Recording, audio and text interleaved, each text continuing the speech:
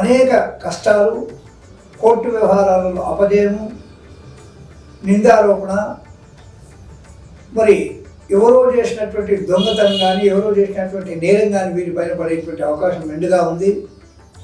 కాబట్టి ఈ తులారాశి వారు శనికి అభిషేకం చేసిన, నల్లనూరు దానం చేసిన, మరి నల్ల గోవుకు పచ్చిగడ్డి పెట్టిన, అదేవిధంగా నువ్వుల ఉండలు చేసి దానం ఇచ్చిన వీరికి శుభ ఫలితాలు కలిగేటువంటి అవకాశం ఉంది.